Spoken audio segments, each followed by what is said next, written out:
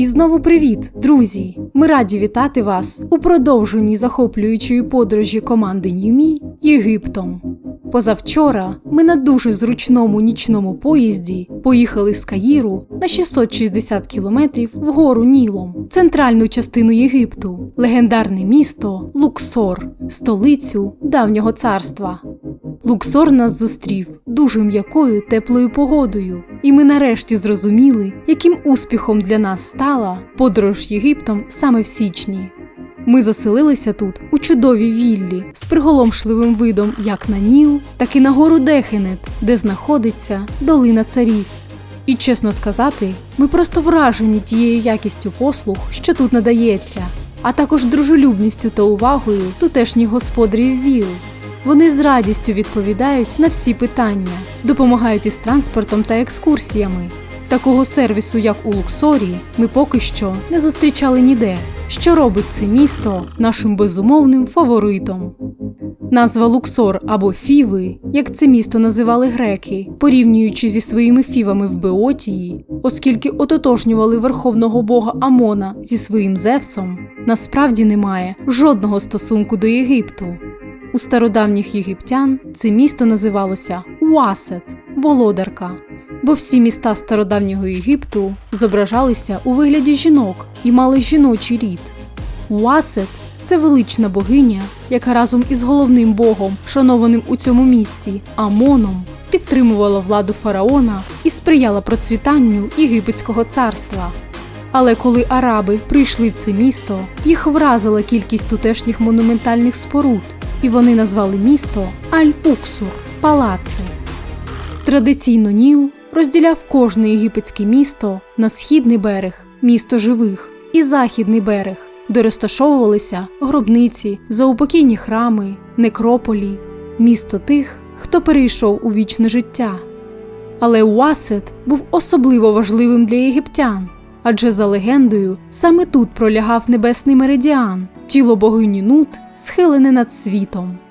А ще тут знаходилася головна святиня держави – Іпет-Ісут, найсвященніше з місць – храм бога Амона. Це дуже давнє божество, яке вважалося першопричиною життя, творцем, що народжує сонце, богом долі та великим захисником. Фараон звертався тут до нього, щоб здобути перемогу у війні, а в малому святилищі простий селянин або ремісник просив, щоб у його житті не траплялося лиха й несправедливості. І знову ми стикаємося з тим, що сучасна назва «Карнакський храм» не має жодного стосунку до цього місця. Адже Карнак з арабської означає укріплений ринок, де торгують верблюдами. Для єгиптян це місце було небесами на землі або пагорбом чудес, адже тут зводили захопливі споруди, що вражають уяву. У цьому храмі жерці проводили релігійні обряди понад 2000 років. Кожен фараон, верховний жрець чи високопосадовець прагнув залишити тут свій слід, збудувати щось або хоча б розмістити свою статую, щоб його ім'я залишилося у вічності. Однак такої честі удостоювалися лише обрані. І все ж зрештою статуй ставало настільки багато, що доводилося регулярно звільняти місце для нових, дбайливо ховаючи старі скульптури у схованки під храмом, щоб зробити цю землю ще священнішою. Яке ж це щастя для сучасних археологів, які час від часу знаходять такі схованки з тисячами статуй. Звісно, зараз цей великий храм виглядає не так вражаюче, як у давнину, коли його було повністю розписано кольоровими рельєфами, а верхівки колон і обелісків сяяли на сонці від золота й електруму, сплаву золота і срібла, що їх покривали. На жаль, за останні 2000 років храм зазнав значних пошкоджень. Його засипали піски, а місцеві жителі розбирали каміння для будівництва своїх домівок, через що ідеальна давня структура, здатна пережити будь-які катаклізми, була порушена. Тепер храм періодично страждає від землетрусів. Проте навіть у такому напівзруйнованому піщано-жовтому вигляді, позбавлений свого золота і кольорового оздоблення, він усе одно вражає своєю красою і монументальністю. І ми досі можемо відкрити для себе його історію. А вона почалася саме тут, у найдавнішому і найсвятішому місці, серці Карнакського храму, яке для багатьох залишалося за завісою таємниці. Саме тут зберігався головний скарб держави – золота статуя бога Амона. Але не варто думати, що єгиптяни були настільки наївними чи примітивними, щоб просто поклонятися статуям. Звісно, вони не вважали, що фігура із золота – це їхній бог. Але під час особливих ритуалів або свят сутність бога могла з'являтися у світі живих, входячи в статую, яка його зображує. І торкаючись нашого світу, Бог приносив із собою благодать і процвітання. А золотим він був не тому, що це цінний метал. Навпаки, завдяки власним копальням у Єгипті золота було дуже багато. Тож воно не цінувалося так, як нині. Але це був метал, який не втрачав своєї краси з часом. Золото не темніло, не іржавіло, а тому вважалося нетлінним. Золоті статуї, золоті маски вказували на нетлінність плоті, а отже, на безсмертя свого власника. Це найдавніша частина храму, головне святилище, збудоване в період Середнього царства, близько 20-го століття до нашої ери, дуже успішним царем Сенусертом І, який зміцнив економіку держави і забезпечив процвітання всієї країни. На жаль, до нашого часу збереглися лише його фундаменти. Але давайте спробуємо простежити шлях бога Амона і подивимося, що ще цікавого його вірні піддані збудували в цьому дивовижному місці. Ми виходимо зі святая святих і потрапляємо до центрального залу ладді. Він стільки разів перебудовувався, що тепер перед нами вже македонський варіант, дуже не єгипетський, але все одно вражаюче красивий. Тут навіть є традиційне зоряне небо, яке єгиптяни називали Ах-Ах. Для нас поки що все в Єгипті справжнє Ах-Ах. Колись тут стояла ладдя бога Амона, на якій його статуя покидала храм і мандрувала до інших місць. Нині залишилася лише основа для неї.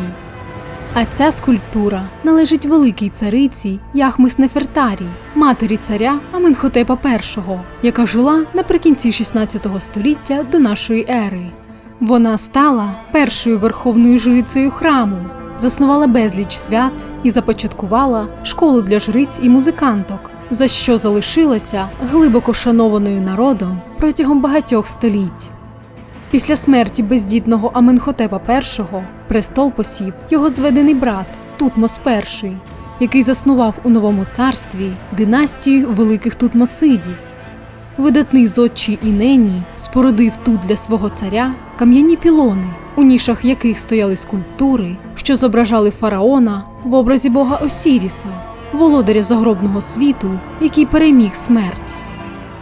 За легендою, коли Осіріс був царем, його рідний брат, бог Сет або Сетх, обманом зачинив його в скрині й кинув у Ніл, аби захопити владу і самому стати правителем. Дружина Осіріса, Ісіда, дізнавшись про це, вирушила на пошуки тіла чоловіка. Коли вона його знайшла, то сховала скриню й пішла за допомогою до своєї сестри Нефтіди. Син Нефтіди, бог Анубіс, який володів таємницями бальзамування, мав їй допомогти. Але в цей момент Сет, полюючи поблизу, знайшов скриню, побачив мертвого брата і розірвав його на частини, розкидавши їх по всій країні. Ісіда, Нефтіда та Анубіс зібрали майже всі частини, окрім фалоса, який упав у Ніл, що, на думку єгиптян, пояснювало неймовірну плодючість ріки. Вони виліпили новий фалос із глини, через що Осіріса часто зображають із ерекцією. І Анубіс допоміг створити першу у світі мумію. Пройшовши певні перетворення, Осіріс пробудився, став богом загробного світу, а його дружина Ісіда змогла зачати від нього сина Гора, який згодом став царем Єгипту. Кожен наступний фараон вважався втіленням бога Гора на землі. Тож, зображаючи фараона в образі Осіріса, єгиптяни ототожнювали його з богом, який переміг смерть і відродився до вічного життя. Ім'я дочки Тутмоса І, цариці Хатшепсут, має бути відоме кожному. Спочатку вона не була царицею, а як і багато її попередниць, вийшла заміж за свого брата Тутмоса II, який через слабке здоров'я не міг ефективно правити, але був спадкоємцем єгипетського престолу.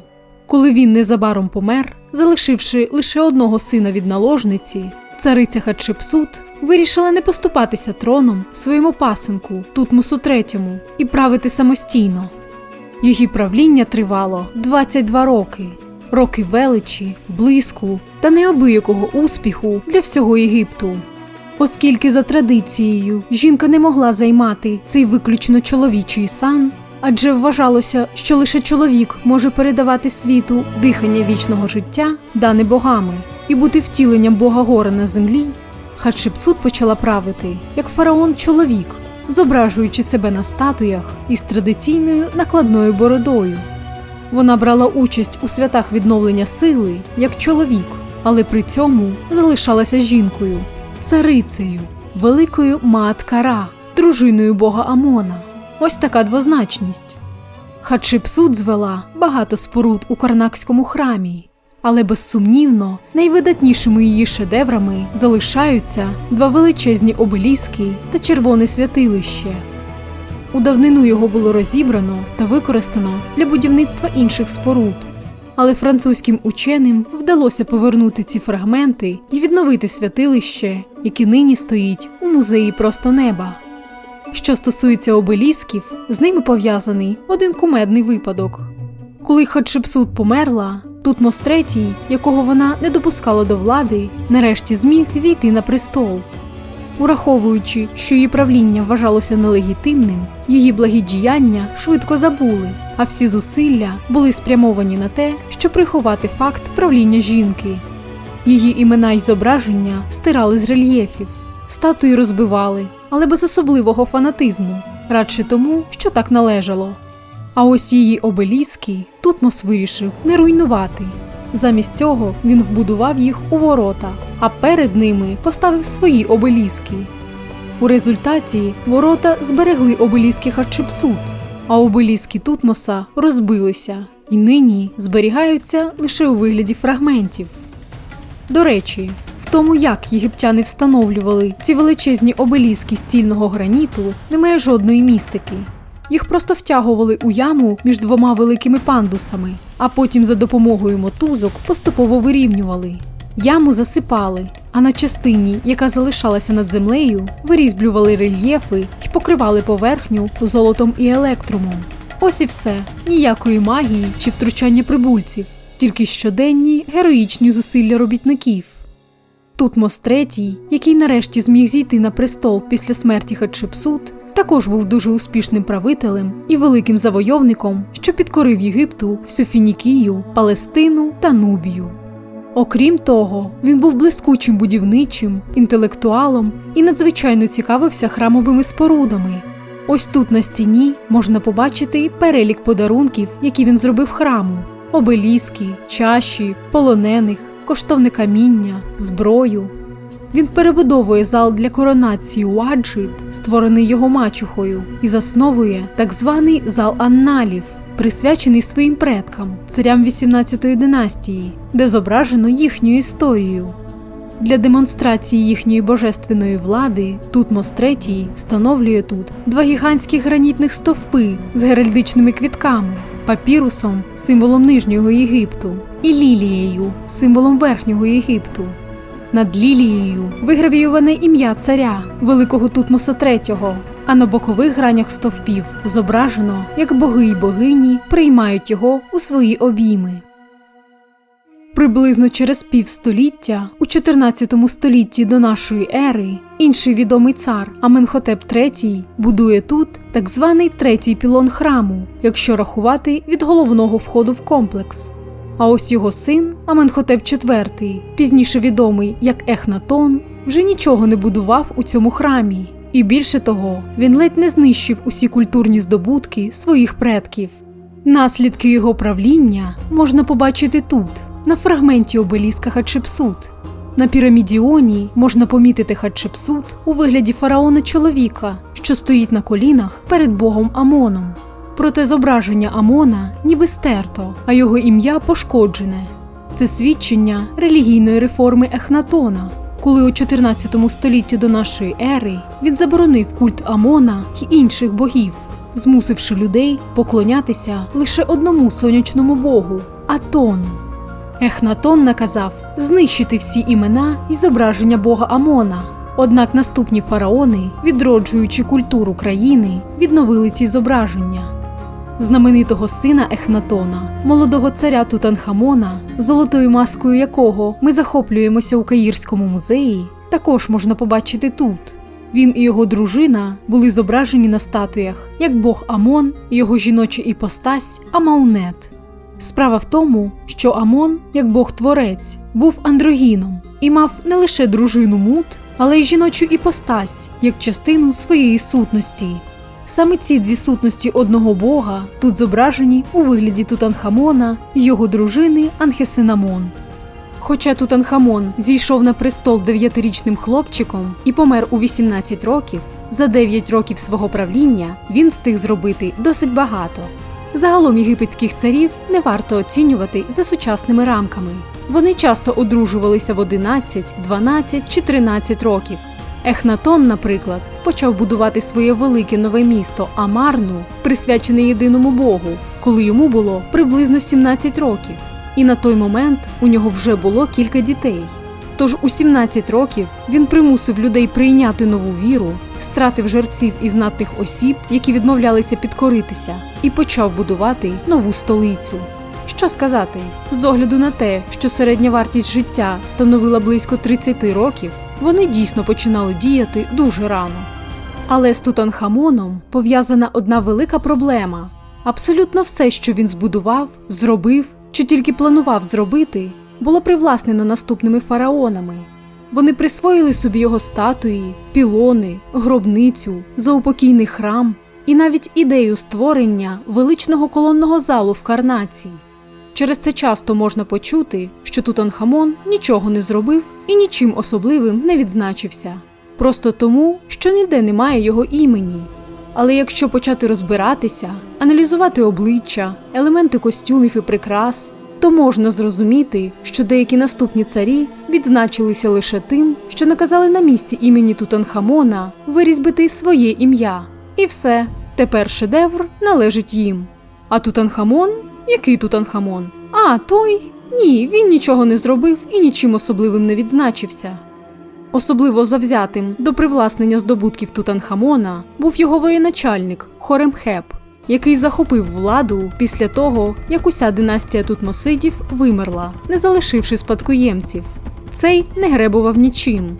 Найімовірніше, він навіть привласнив собі розкошну гробницю Тутанхамона, яка так і не була завершена, оскільки цар помер дуже раптово. Це пояснює, чому Тутанхамона поховали в крихітній гробниці, що складалася з кількох маленьких кімнат, просто зваливши всі необхідні ритуальні предмети вкупу. Доля зіграла з Хоремхебом дуже злий жарт. Щоб узаконити свою владу, він одружився з прекрасною сестрою Нефертіті Мутнеджемет. Але як би відчайдушно вона не намагалася, виснаживши свій організм до того, що до 38 років у неї випали всі зуби і утворилися страшні порожнини в кістках, вона так і не змогла народити йому спадкоємця. Влада залишилася без наступників. Дивлячись на ситуацію, коли трон кожного разу займали різні люди, жерці вирішили обрати сім'ю, яка могла б заснувати сильну династію і мала достатньо спадкоємців. Так вони зупинили свій вибір на великому візирі Хоремхеба Парамесі. Хоча Парамес не був корінним єгиптянином, його предки походили з гіксосів. Через це в усієї його династії було характерне руде волосся і орлині носи. Але його ім'я звучало надто провінційно, тому з нього прибрали артикль «па» і вийшло Рамесу – Рамсес І. Щоправда, Рамзес І вже був настільки старим, що через рік чи два його місце посів син Сеті І, у якого на той момент уже було кілька майже дорослих дітей, і серед них Рамзес II Величний. Коли вони активно взялися за Карнакський храм, тут уже був закладений проєкт грандіозного гіпостильного залу. ідею якого розробив ще архітектор, скарбник і найкращий друг Тутанхамона Майя. Але саме Сеті І і Рамсес II завершили будівництво, зробили зал таким неймовірним. Тут 134 величезні колони висотою до 21 метра.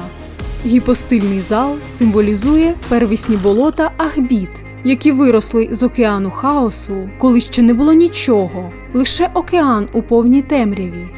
Але потім, у темряві творіння, серед великих заростей папірусу, які уособлюють колони, з'явився бутон водяної лілії. На його розкритих пелюстках народився Бог Сонця, який освітив своїм світлом увесь світ. Тому центральні колони символізують розкриті папіруси, які завжди були залиті світлом, а дальні уособлюють закриті бутони, які постійно перебували майже в повній темряві. Усі колони були яскраво розфарбовані й оббиті зверху тонкими листами золота. Рельєфи на них прославляли Рамзеса II, якого бог Амон мав нагородити вічним життям за створення такої неймовірної краси. До цього пам'ятника у наступні століття багато царів прагнули долучитися. Надписи часто замінювали. На самому вершечку, куди було важко дістатися, збереглися надписи Рамзеса II і місцями Сеті І. Нижче вже видно заміни 11 та 12 століть до нашої ери, зроблені Рамзесом IV і Рамзесом VI. Нижні рельєфи зробили настільки глибокими, щоб їх неможливо було змінити в майбутньому, і ніхто з нащадків не міг присвоїти собі те, що вже було привласнено. Усі сюжети тут здебільшого присвячені царським коронаціям і святам.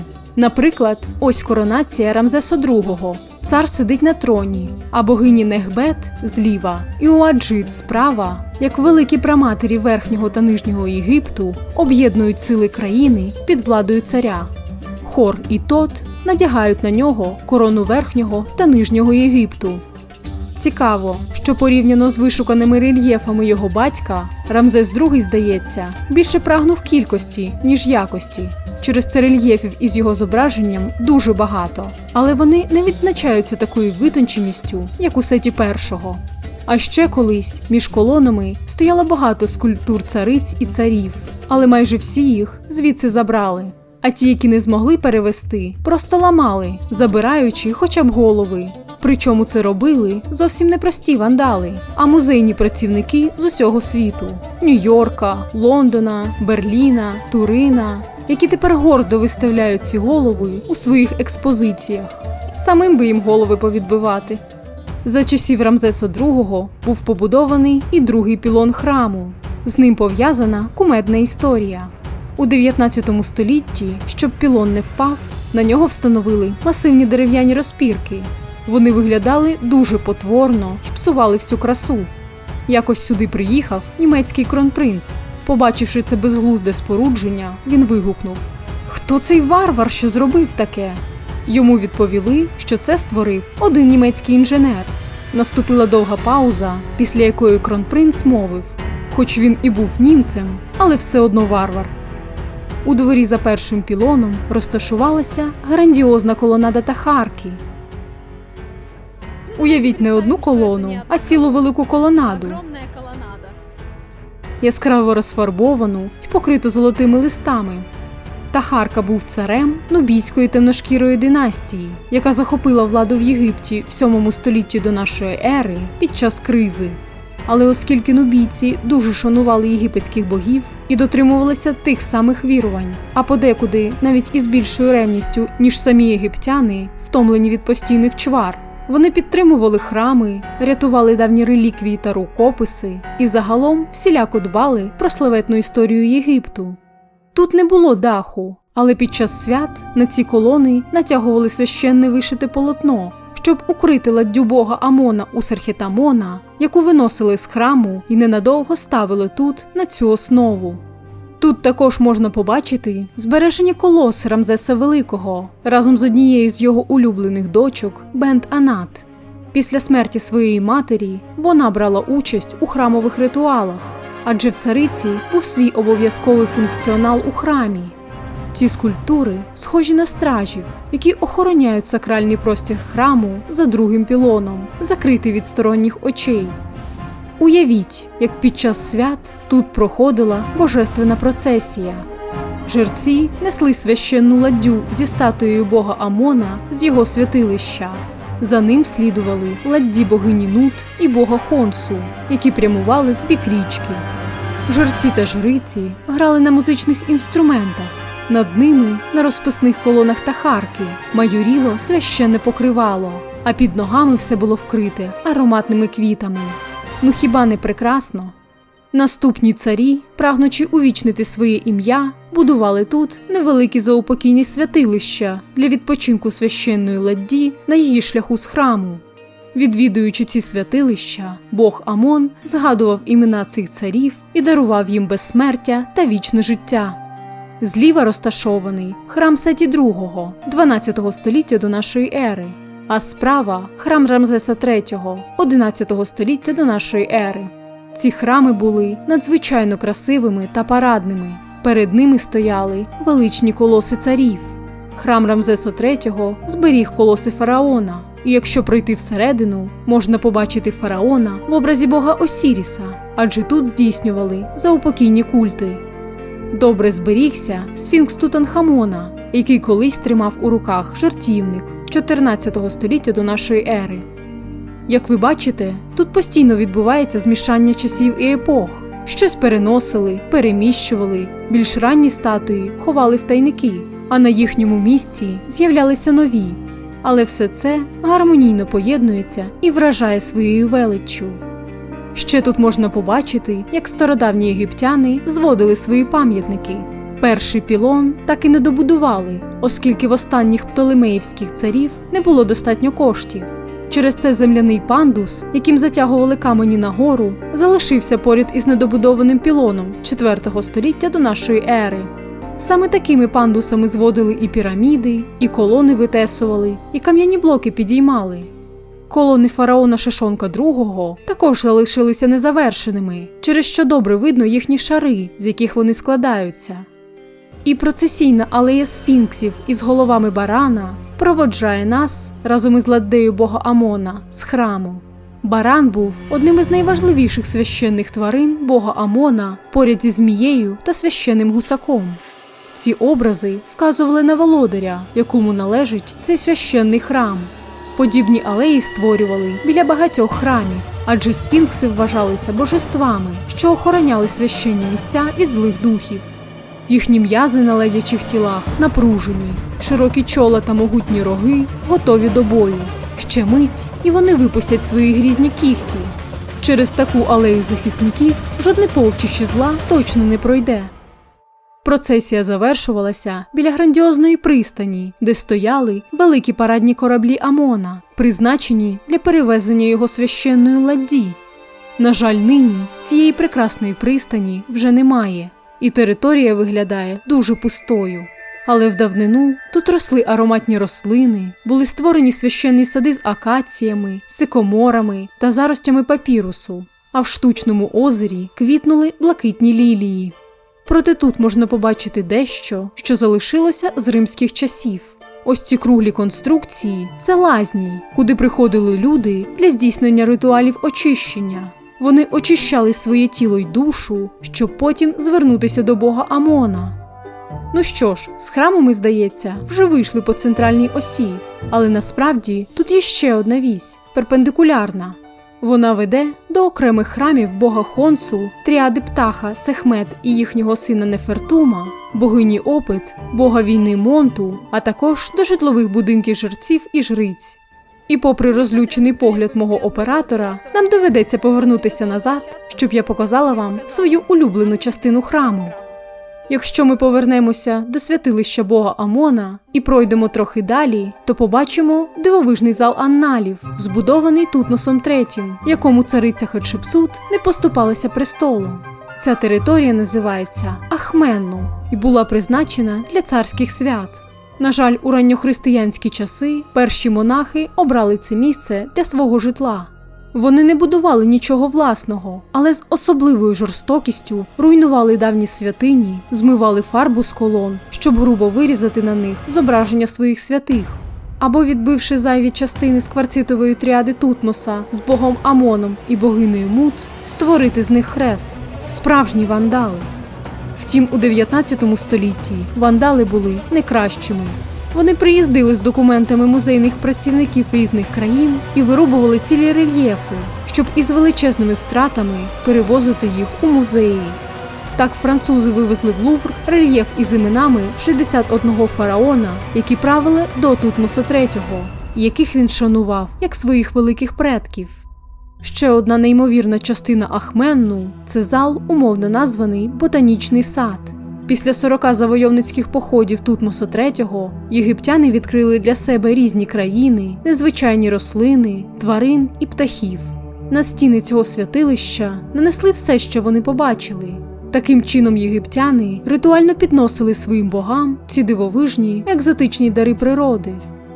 Озеро Карнака було створене ще за правління Тутмоса III, але свій остаточний вигляд, яким ми бачимо його зараз, отримало у 7 столітті до нашої ери за нубійського царя Тахарки. Це священне озеро ніколи не пересихає, оскільки має власне джерело, що не пов'язане з Нілом. Біля трибун, де зараз туристи вечорами спостерігають світлові шоу, колись знаходилися житла простих жерців, які обслуговували Карнакський храм. Кілька разів на день вони приходили до озера, спускалися цими кам'яними сходами і виконували ритуал омовіння. Уночі на цьому ж озері на ладдях розігрували містерії з життя богів. Бачите невеликий отвір у стіні? Це підземний вхід до священного гусятника бога Амона.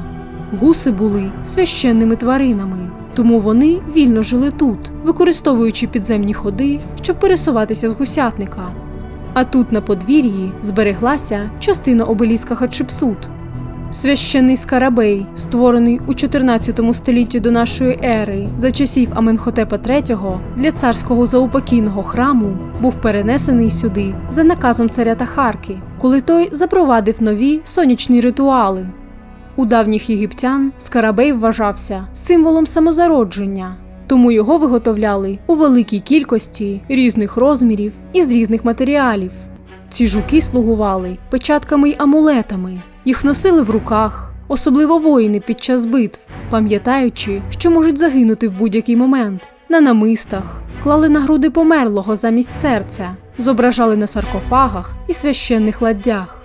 Скарабеїв також використовували для передачі інформації, пишучи текст на нижньому боці. На цьому гранітному постаменті зображено 3 основні іпостасі бога сонця. Скарабей символізує Хепрі, бога ранкового сонця. Кругла форма самого каменю означає Ра – сонце в зеніті. На боковій грані зображено Атум – вечірнє сонце. Карнакські гіди часто розважають туристів, змушуючи їх бігати навколо скарабея з криками та сміхом, обіцяючи, що це сприятиме швидкому зачаттю. Чомусь бігають навіть чоловіки, що робить це видовище ще кумеднішим. Однак цей пам'ятник не має жодного стосунку до зачаття. Він уособлює повноту сили сонячного бога, який забезпечує існування людини під час її життя, а після смерті дарує відродження та вічне життя. У Карнаку повсюди можна побачити стерті заглиблення. Вони відносяться до пізнього середньовіччя, коли єгипетські жінки, мусульманки та християнки приходили до давньої святині з ножем і витісували шматок плоті храму. Потім цей кам'яний пил змішували з борошном, пекли хліб і їли його, вірячи, що це допоможе народити сина. Це вважалося священним ритуалом, який ніс у собі благословення. Однак напис на цій стіні не має жодного відношення до благословення чи зачаття. Тут зображений верховний жрець Амона, Рамерой і його син. У царів Карнаку були свої великі звершення. Хтось будував пілони, ставив обеліски, статуї чи копав священні озера. Верховні жреці мали менше можливостей проявити себе. Але Рамерой у 12 столітті до нашої ери звів у храмі нову пекарню. Він залишив цей надпис для майбутніх поколінь, закликаючи їх не руйнувати його творіння. і кожного разу, куштуючи хліб, згадувати його добрим словом. Таких написів у Карнаку дуже багато. Вони не завжди про богів і царів. Іноді вони розповідають про простих мешканців Карнака, які теж прагнули залишити пам'ять про себе у вічності. У центральній частині храму розташована перпендикулярна вісь, що спрямована на південь, до території храму богині Мут, великої дружини Амона. Якщо пройти через зону, де розкидані уламки стін і обелісків, які єгиптологи намагаються зібрати у цілі монументи, наприклад, стіни палацу Тутанхамона, то можна побачити один із найбільш збережених храмів – храм бога місяця Хонсу, сина Амона і Мут. У ранньохристиянські часи тут жили монахи, які настільки закоптили стіни, що подвір'я стало вуглисто-чорним. Проте цей чорний шар завдяки своїй щільності добре зберіг початкові фарби. Американські вчені змогли відновити двір, і тепер ми можемо побачити барвисті розписи, уявляючи, яким красивим був весь карнакський храм. На жаль, із приходом до Єгипту християнства, а потім ісламу, всі давні храми були закриті. Ніхто більше не справляв стародавніх свят. І навіть священна єгипетська мова меду-нечір була назавжди забута. Цивілізація, що створила цей храм і неповторне мистецтво, поступово зникла. Однак навіть зараз Карнак залишається великою святинею, де яскраво відображена віра давніх єгиптян. Не лише гіпостильний зал, статуї та обеліски прославляють імена й велич царів, але й голоси простих мешканців Карнака звучать із написів на стінах. Карнак уособлює всю єгипетську історію. Понад 30 фараонів залишили тут свідчення своєї могутності. І досі цей грандіозний храмовий комплекс залишається легендою.